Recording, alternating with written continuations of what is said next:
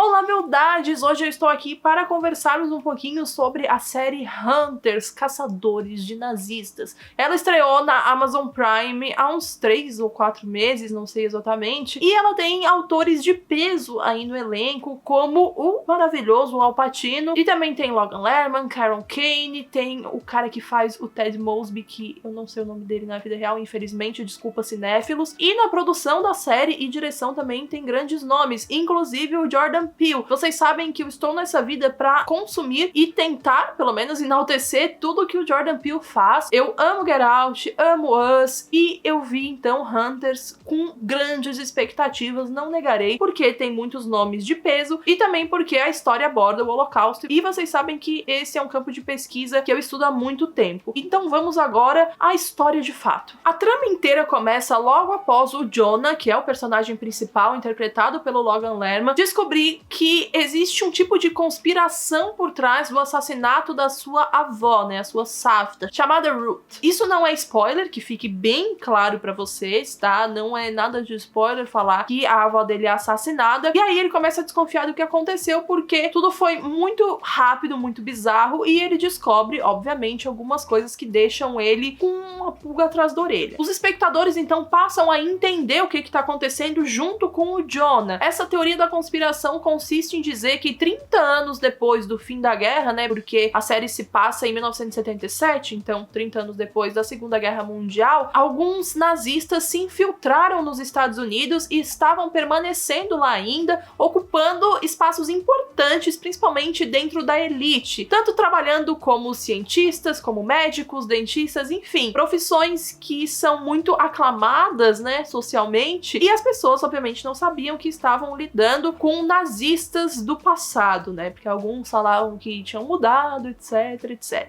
E aí, por esses nazistas terem se infiltrado nos Estados Unidos, a teoria continua porque a avó do Jonah tinha descoberto isso de alguma forma e criado um clube de caçadores de nazistas, ou seja, ela queria acabar com esses caras e ela precisava de reforço, então ela foi juntando algumas pessoas que a gente não sabe como também chegaram até ela, como ela chegou até eles, e aí ela criou esse clube pra dizimar os nazistas dos Estados Unidos. E aí que um cara chamado Meyer Offerman aparece na vida do Jonah. Meyer Offerman é interpretado por ninguém mais, ninguém menos do que Al Pacino, que é uma estrela, né, de Hollywood. Ele já fez filmes incríveis, um dos meus favoritos da vida, chamado Scarface, e eu estava esperando atuações maravilhosas e uma história também, obviamente, e o Al Pacino tá incrível como sempre. A partir do momento que o Jonah conhece o Meyer Offerman e passa a entender melhor sobre esse clube dos caçadores de nazistas, a série começa a brincar bastante com esse negócio de limite moral da crueldade. Do tipo, até que ponto nós conseguimos ir pra continuarmos sendo os heróis que nós achamos que somos, e qual é a linha tênue pra cruzar esse limite e passarmos a ser o vilão da história. Essa é uma linha tênue muito usada no cinema e na arte em geral, porque eu posso trazer aqui pra vocês um livro que eu simplesmente me lembrei agora de citar, que se chama Vilão, da V.E. Schwab. Tem um vídeo aqui no canal sobre ele, então pra saber mais você pode acessar o vídeo aqui em cima nos cards, mas basicamente é um livro que brinca muito com essa diferença, né, que existe entre o bem e o mal, e essa linha que é muito presente em várias narrativas, principalmente em HQs, e Hunters é inspirado também nessas histórias em quadrinhos, e o personagem do Jonah é um personagem que lê bastante HQ e tal, e em vários momentos ele se vê perdido nesse limite moral que existe em relação à crueldade. E enfim, a série reflete bastante também sobre bem e mal, tanto quanto o livro Vilão, mas é lógico, de uma maneira extremamente inteligente. A partir do momento que o Jonah se vê inserido nesse contexto de caça aos nazistas, aí que a série começou a pecar, na minha opinião. Ele passa a conhecer, obviamente, os outros membros, e quando esses membros começam a aparecer, a série vai decaindo aos poucos, porque eles são muitos, né, são vários personagens, e todos são muito interessantes, personagens muito interessantes de serem acompanhados, de serem conhecidos, então a gente quer muito saber quem eles são, por que eles estão ali, e nada disso nos é dado. É lógico que deve ter um motivo pra isso, pra manter o espectador vidrado, né, até o fim, pra manter o espectador entretido, querendo saber o que vai acontecer, quem são essas pessoas, se elas podem ser confiáveis, se não são. Também é algo que é muito usado tanto no cinema quanto na arte em geral, real. E nos livros também, essa relação de o personagem ser confiável ou não. Nos livros isso é muito usado quando o livro é narrado por esse mesmo personagem, né? E ali na série é um pouco mais difícil de fazer, já que não é narrada só por um personagem, mas mesmo assim ela não mostra muito. E isso foi o que os produtores conseguiram fazer pra não deixar a série mostrar tanto pro espectador e manter essa nossa vontade de conhecê-los. Só que essa vontade, uma hora, começa a cruzar também ali a famigerada paciência, né? Então eu já tava ficando um pouco sem vontade de assistir, principalmente os 2, 3 últimos episódios finais, porque na minha opinião, uma série que tem todos os episódios ali beirando a 1 hora, tem 50 minutos, 1 hora, tem tempo de sobra pra falar sim sobre os personagens, sabe? Não precisa ser uma coisa ultra bem construída, e sim simplesmente dar um pano maior sobre a vida deles, porque parece que não decidiram muito bem o que eles queriam fazer, se eles queriam mesmo mostrar os personagens, porque em certo momento a gente vai sabendo até coisa demais de uma personagem específica, e em outro momento a gente não sabe mais nada sobre ela. Então nós sabemos bastante sobre uma parte da vida dela que é mais puxada assim pra um drama, só que quando vai falar meio que da vida amorosa, fica uma coisa meio jogada, parece que falaram, deixa aí, e aí deixa a interpretação do espectador, sendo que, ok, isso pode acontecer, acho super válido, mas ali pareceu muito algo bem mal construído. Nenhum personagem tem esse aprofundamento na história, sabe? Todos eles são muito interessantes e não usar esse aprofundamento com nenhum é um pouco complicado. E pra mim soou como se eles fossem figurantes que só existissem na trama pra sustentar a narrativa principal, né? Que é a do personagem principal. Ou até dos 2 personagens que são o Jonah e o Meyer. Mas nem isso, porque eles não estão na trama só pra isso, sabe? Se fossem inseridos só nesse momento, tudo bem. Mas não. Como eu falei pra vocês, todos os episódios têm quase 1 hora. O episódio piloto tem 1h30. E mesmo assim, não fez sentido nenhum essa construção de personagem. Nós não conhecemos nenhum deles e mesmo eles entregando atuações incríveis, e aqui eu quero abrir um parênteses pra Carol Kane, que faz a Mindy, e também pra Kate Mulvaney, que faz a Harriet. São personagens muito interessantes e que me deixaram vidrada na tela, e eu queria muito saber mais sobre elas, e ficou aquele vai, não vai, o mostra, não mostra. E pode ter sido proposital essa esnobada? Lógico que pode, mas pra mim ela não funcionou, porque chega um ponto que eu não quero mais saber da vida do Jonah ou da vida do Meyer. Inclusive, até a vida do Jonah é pouco aprofundada em relação aos personagens que sustentam a narrativa dele, porque os amigos dele só aparecem pra dizer que estão preocupados com ele e é isto, basicamente, a gente não sabe mais nada. O ponto alto da série, e o melhor ponto dela pra mim, foi até onde essa conspiração chegou. Porque quando a gente parte de uma teoria da conspiração, é muito difícil de manter uma narrativa não linear, mas assim, interessante, sabe? Que não beire, às vezes, a loucura ou essa conspiração fuja demais da realidade. E ali na série, além da Segunda Guerra, eles trouxeram outras coisas que realmente aconteceram na vida real, como a Operação Paperclip, que existiu mesmo e foi pontuada na série, achei muito interessante. E na série também mostra o Simon Wiesenthal, que é um dos maiores caçadores de nazistas aí da história. Inclusive, se você for na Wikipédia dele, tem lá, ocupação, caçador de nazista. Sonhos. Também mostraram a relação de alguns famosos de Hollywood com nazistas, inclusive pra citar aqui um exemplo que lembrei agora, o Walt Disney, né, que tinha uma relação próxima com um dos cientistas nazistas da NASA. Se eu não me engano, tem um vídeo no YouTube, eu vou procurar, que mostra os dois juntos, ou essa relação dos dois. Eu não sei exatamente, mas eu vou procurar e eu vou deixar aqui embaixo na descrição. E aí, é claro, a série brinca muito com essa crítica, e por mais que seja uma crítica bem escrachada em relação aos neonazistas, né? Porque em contrapartida nós temos o vilão da história, que é um cara americano, psicopata pra cacete, e um neonazista, né? Ele vem dessa nova leva aí de gente que acha legal ser nazista e é extremamente deplorável. Ele é uma pessoa podre, medíocre mesmo, mas é de certa forma carismático, porque deixa o espectador muito puto. Eu fiquei com muito ódio da cara dele, óbvio, resultado de uma ótima interpretação, mas mesmo assim eu já queria até mais cenas dele, porque a gente cansa, como eu falei pra vocês, de ver o lado da história, e só esse lado da história é interessante até certo ponto, e depois que esse ponto é passado, a gente quer saber mais também sobre como tudo aconteceu, sabe? Sobre outras coisas que não envolvam somente um ou dois personagens. Então, foi isso que me incomodou bastante nessa construção, porque ali, no meio pro fim, eu não tava entendendo mais nada, eu não tava entendendo por que que eles estavam optando por certas coisas, excluindo outras, tirando o valor de algumas algumas outras coisas, como a atuação maravilhosa e personagens maravilhosos também dos caçadores de nazistas. Então, assim, eu não tava entendendo mais nada em relação a isso. De qualquer forma, esse vilão principal, que é um neonazista americano, ele mostra bastante como a falta de escrúpulos, muitas vezes, para umas pessoas é entretenimento, sabe? Para as pessoas que, sei lá, já morreram por dentro, essa falta de escrúpulos vira, sim, um entretenimento, porque parte de um ponto em que elas querem dizimar uma nação, porque elas ainda acreditam nos ideais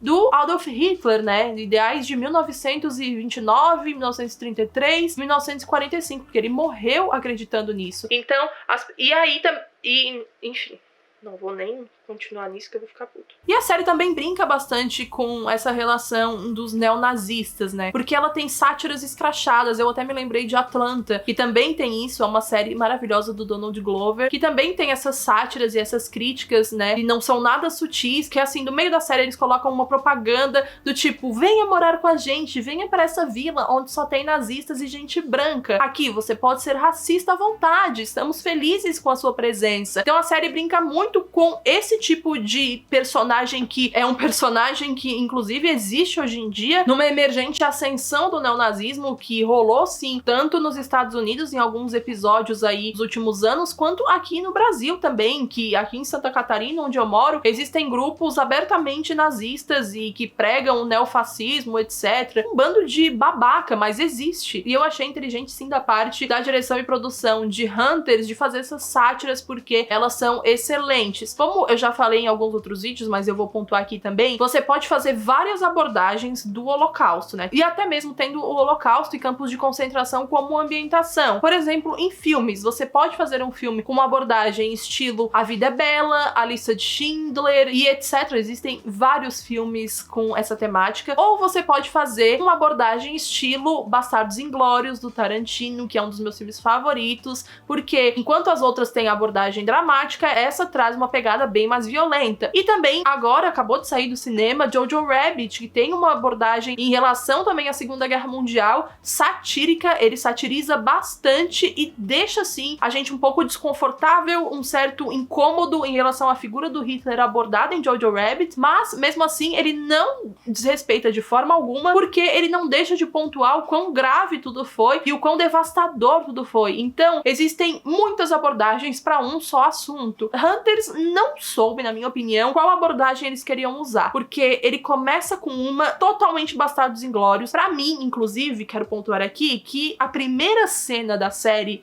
é perfeita. Sério, é muito boa em construção de tudo. Tudo é perfeitamente encaixado. Não só a primeira cena, inclusive, mas todo o primeiro episódio. Eu amei demais o primeiro, então eu fui com uma expectativa, assim, ó, nas nuvens pro resto, porque eu já tava super empolgada pra assistir também. E, enfim, citando essas duas abordagens, né, a dramática, a mais violenta, também tem a satírica, até lembrei de Era Uma Vez em Hollywood, que também pontua ali bem brevemente sobre nazismo e etc, que também traz esse alívio cômico que não chega a ser desrespeitoso. Mas Hunters, não que eles tenham sido desrespeitosos, tá? Eu vou falar disso daqui a pouco, mas eles não souberam qual eles queriam aplicar a partir do meio da série pro final, na minha opinião. Eles começavam a puxar uns dramas muito pesados, do tipo assim, como eu falei pra vocês, existem aquelas propagandas que aparecem no meio do nada, super satirizando o neofascismo. E aí, logo depois dessa propaganda, tem um flashback pra um campo de concentração, que é onde uma das personagens passou, né, na época da Segunda Guerra. Então,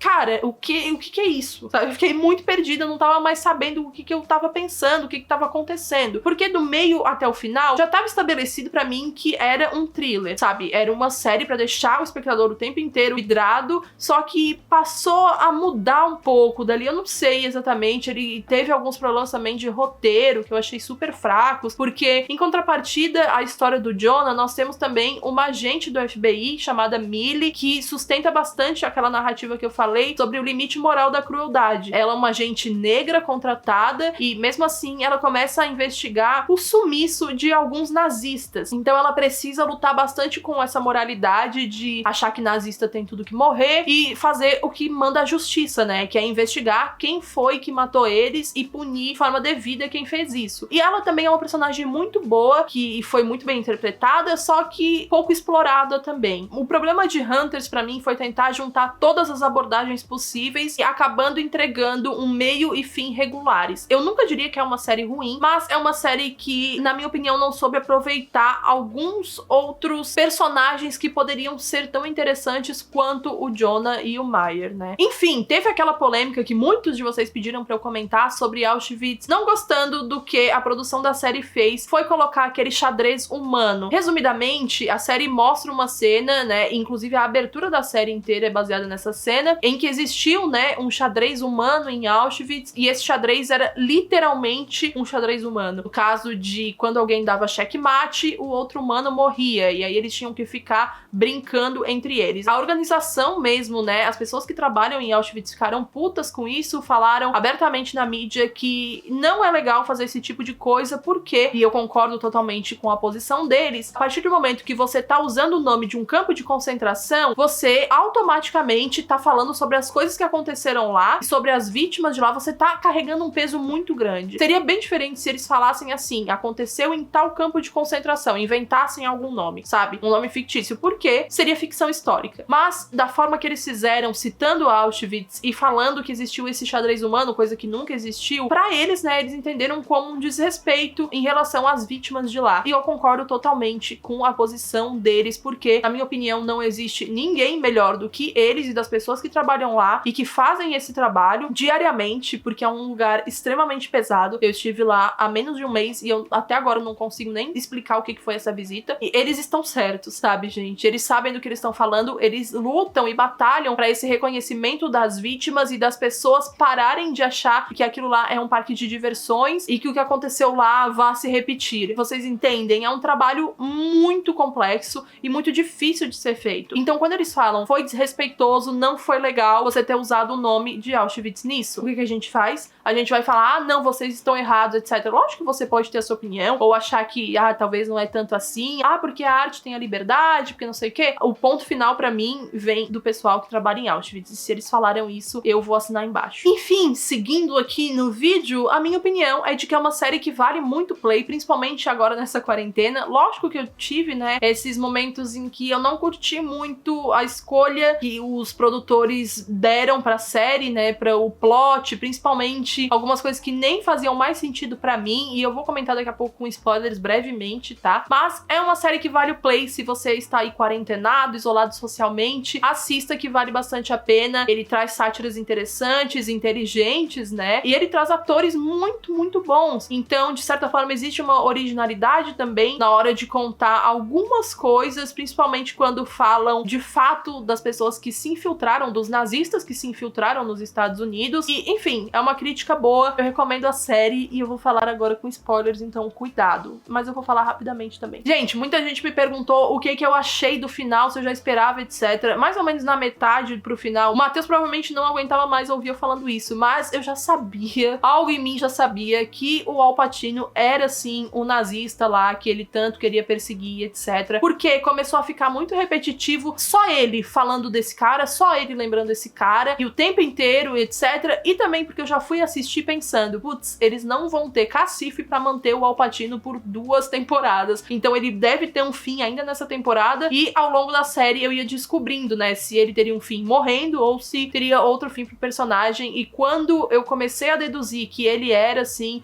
o nazista que ele tanto tava procurando, eu também comecei a achar que ele seria morto. E bom, o fim pra mim foi bem previsível, eu achei bem ok, assim, na real. Provavelmente vai ter uma segunda temporada, não vi se chegaram a confirmar. Amor, se chegaram a confirmar, por favor, coloque aqui na edição a notícia. Mas eu acho que vai ter sim, porque teve uma boa saída, eu vi bastante gente assistindo, tô aqui recomendando ela por algum motivo, né, eu também acho que vale o play. Mas, como eu falei pra vocês, assim, nada imprevisível, entendeu? Não foi algo que me deixou, putz, que plot twist maravilhoso, não. Eu só fiquei, ah, beleza, imaginei, já queria morrer, assim como também imaginei.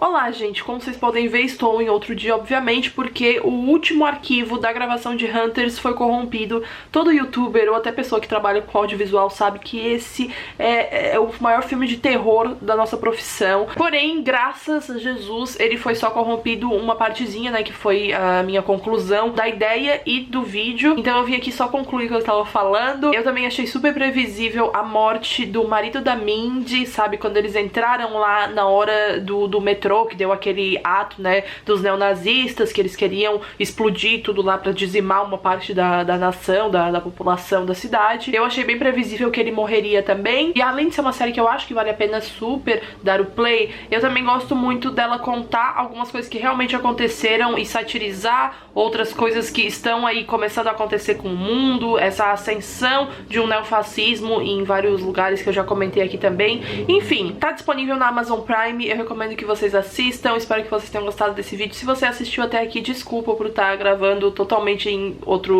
não outro ambiente, porque eu estou no meu escritório, mas outro cenário, etc. Eu realmente não tinha como montar tudo de novo, ficar igualzinho, mas é coisas que acontecem, imprevistos, e eu não queria desperdiçar o vídeo porque eu achei que ficou muito legal. E comenta aqui embaixo pra mim se você já assistiu, se você quer assistir, e me recomenda uma série também, porque eu estou sedenta por séries boas. Eu tô com muita saudade de assistir uma sériezinha que vai deixar meu coração feliz, ou o meu coração revoltado e puto, porque geralmente as séries que eu assisto são assim. Eu vejo vocês no vídeo que vem, um beijo, tchau!